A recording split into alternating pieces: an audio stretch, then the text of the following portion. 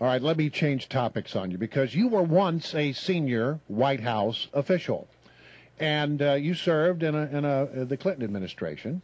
When you were a senior White House official, would you have yelled at Bob Woodward in a phone call, and would you have sent to him an email that he determined or he characterizes as being threatening?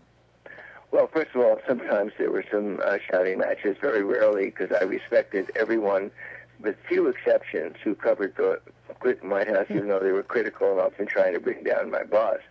But you have to develop relationships with the media where they trust you to be truthful, and then when you don't like what they write, you're allowed to call them and have strong disagreements. I have to say that what happened to Bob Woodward with a threatening word like, "You're going to regret what you did," I don't care what the intent was, and I'll assume that people in the White House are saying there was no intent. It doesn't matter. The words "you're going to regret" are threatening. That exact thing happened to me, and I haven't spoken of this before. But when I had my column, Purple Nation, originally in the Washington Times, with the editor, John Solomon, a really great reporter from the Post who tried to make the Times into a much stronger newspaper, he received a phone call from a senior Obama White House official who didn't like some of my columns. Even though I'm a supporter of Obama, I couldn't imagine why this call was made.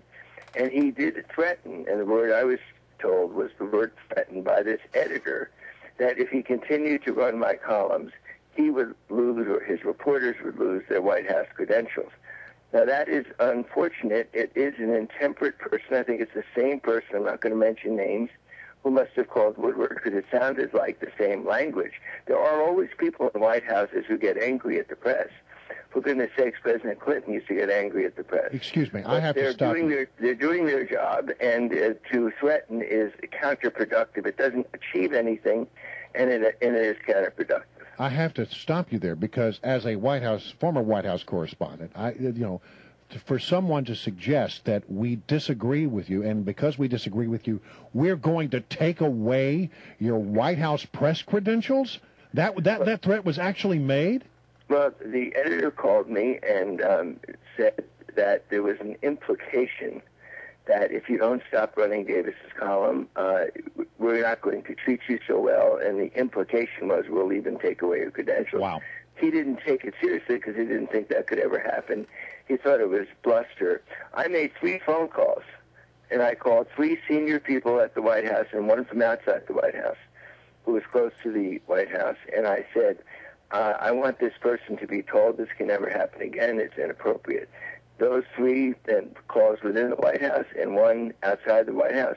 I got a call back from someone within the White House saying it will never happen again. The only reason I'm speaking about it is that the same person is there, and I don't know who Bob heard this from, but firstly, you don't threaten anyone. Secondly, you don't threaten Bob Woodward. And if we're arguing about the word threaten, you don't use the word "you're going to regret," even if you mean it, "Oh, you're going to feel sorry because you're wrong."